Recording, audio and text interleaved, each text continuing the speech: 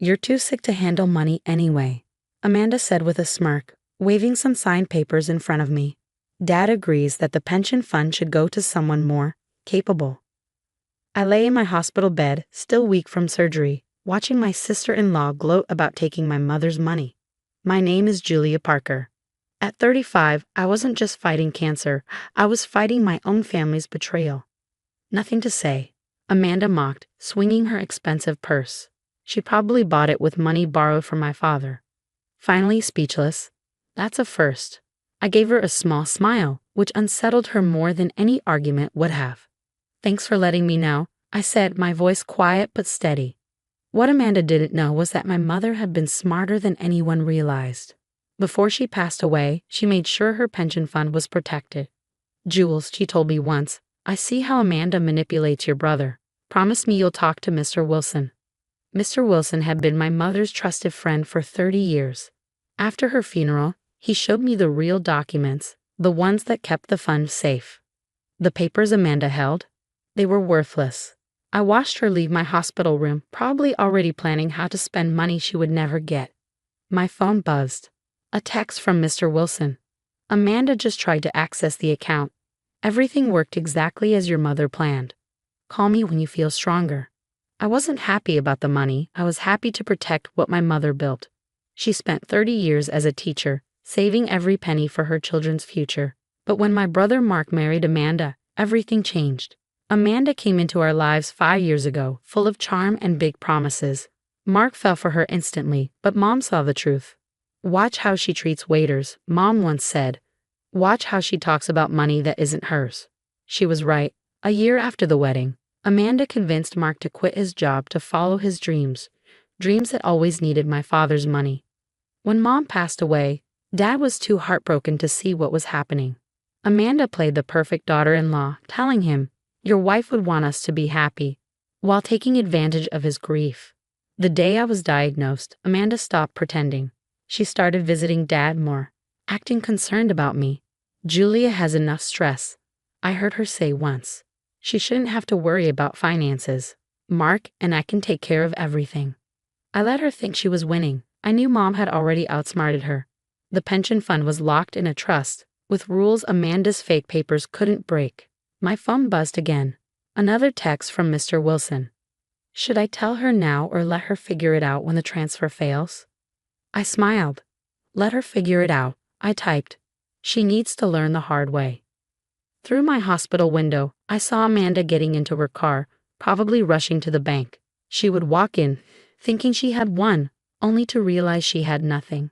The trust needed 3 signatures, mine, the trustees, and a financial advisor's. It also required proof from 2 doctors that I couldn't handle my finances. Mom had planned for everything. I closed my eyes, feeling the warm sunlight on my face. My battle with cancer wasn't over, but at least I knew Mom's legacy was safe. Amanda's lies were about to be exposed, and I had the best seat in the house.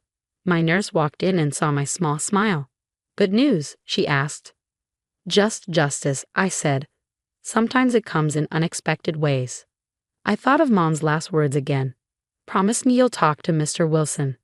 She had known this day would come. She had protected me, even after she was gone.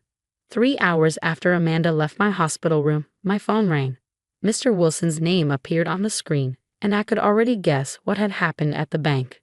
"Julia," he said, his voice full of amusement, "I thought you'd like to hear this." I adjusted my hospital bed and sat up. "Tell me everything." "Your sister-in-law stormed into the bank like she owned the place. She was sure your father's signature was enough. You should have seen her face when the manager told her the documents weren't valid." I could picture it, Amanda tapping her nails on the counter, her confident smile fading as she realized she had no control. "The best part?" Mr. Wilson continued. "She demanded to speak to me. When I explained the trust's rules, she went pale. Mom's plan had worked perfectly. The trust wasn't just locked. It had a clause that triggered a full review of all family finances if anyone tried fraud. That meant every loan Amanda convinced my father to give, every fake investment from Mark's failed businesses would now be investigated. "She's heading to your father's house now," Mr. Wilson warned. "She'll try to fix this somehow." Right on cue, my phone buzzed with texts from Mark. "What did you do?" Amanda's crying. Why are you making things so difficult? I hadn't done anything. Mom had already handled it. Instead of Amanda or Mark, my next visitor was my father. He looked exhausted, older than before. The bank called, he said, sitting down. They're launching an audit. Something about fraud. I met his gaze. Did Amanda tell you what she did today? He shifted uncomfortably. She said she was trying to help. That handling Mom's money would be too much for you during treatment. Dad, I said gently, she brought me forged papers and gloated about taking Mom's money.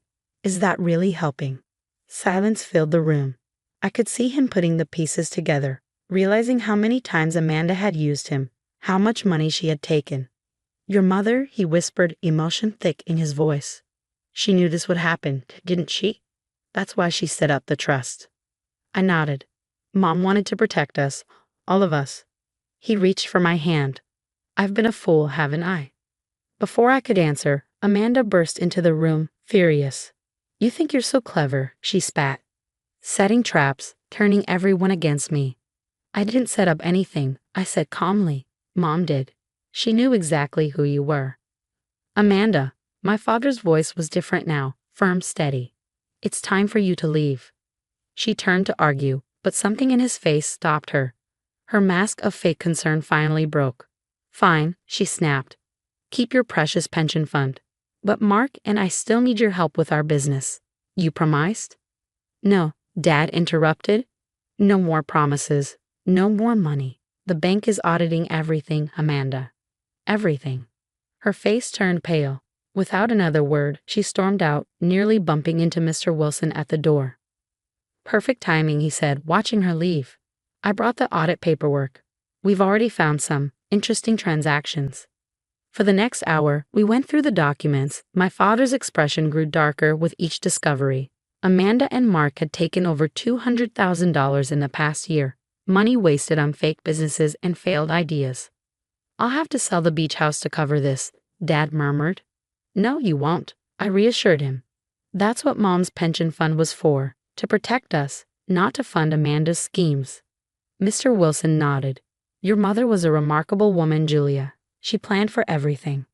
As they left, I saw my father standing taller, like a weight had been lifted. The truth had hurt, but it had also set him free. My phone buzzed again, this time from Mark. Amanda's leaving me, says this family is toxic. What am I supposed to do now? I stared at the message, thinking of Mom's wisdom. Finally, I replied, Come home, Mark. It's time to rebuild, the right way this time. Outside my window, the sun was setting, casting golden light across the hospital room. Tomorrow would bring more challenges, more treatment, more family struggles. But for now, I felt at peace. Mom's legacy was safe, and her final lesson, about love, trust, and protection, had finally been learned. 6 months after that day in the hospital, I sat in Mr. Wilson's office, looking over the final audit. My cancer treatment had worked, and honestly, watching Amanda's plans fall apart had been the best therapy of all. The total amount your father can get back is about $180,000, Mr. Wilson said, sliding a paper toward me. Amanda has to pay it all back, with interest. I ran my finger over the numbers. Every charge told a story: expensive clothes, fake business expenses, even a luxury car Amanda had leased in Dad's name. And Mark, I asked, thinking of my brother, who had been staying with Dad, slowly getting back on his feet.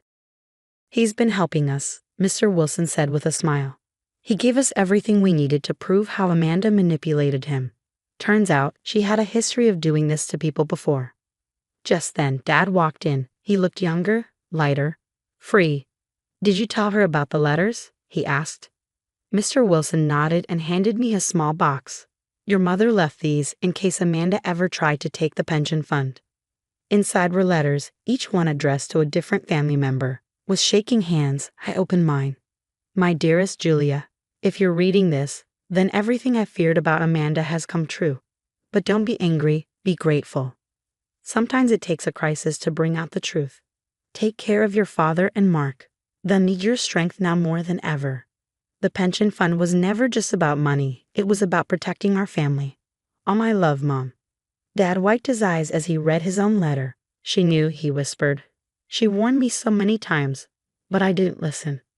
Over the months, Mark had changed. Without Amanda controlling him, he had gone back to his old job, starting from the bottom but working hard. At our Sunday dinner, he admitted, "Amanda's been calling. She says she's changed, wants to work things out." "And?" I asked. He smiled, a real, honest smile. "I told her to talk to my lawyer. Some bridges need to stay burned." Mom's pension fund stayed safe, just as she planned. Instead of wasting it on Amanda's schemes, we used it for something better. We started a scholarship in Mom's name at the high school where she had taught, helping students who, like her, had big dreams but little money. One day, I drove past Amanda's new apartment in a not-so-fancy part of town. She struggled to carry groceries, her expensive clothes replaced with something plain. For the first time, when our eyes met, I saw something in her I had never seen before: shame. I could have felt victorious, but Mom's letter had taught me better. Instead, I felt grateful. Grateful for a mother wise enough to see through lies, strong enough to protect us even after she was gone, and loving enough to turn pain into a lesson about family. Now, sitting in my home office, I keep Mom's letter framed on the wall. It reminds me that real family wealth isn't in money, but in wisdom, love, and the strength to protect each other. Every Sunday, Dad and Mark come over for dinner, a tradition we started after Amanda left. We cook, we laugh, and we remember Mom, not with sadness, but with gratitude. "You know what your mother would say about all this?" Dad asked last Sunday while drying the dishes. I smiled. "Probably something like, sometimes you have to lose something to realize what really matters." He nodded. "She'd be proud of you, Jules. Of all of us, really, we finally became the family she always knew we could be." As I watched the sunset, I thought about how life tests us, with illness, betrayal, and loss. But I also thought about the hidden gifts in those struggles, the strength we find, the wisdom we gain, and the love that brings us home. Mom's pension fund was safe, but her real legacy, it was in Sunday dinners and healed relationships and in the lesson she left us. Protect what matters most, each other.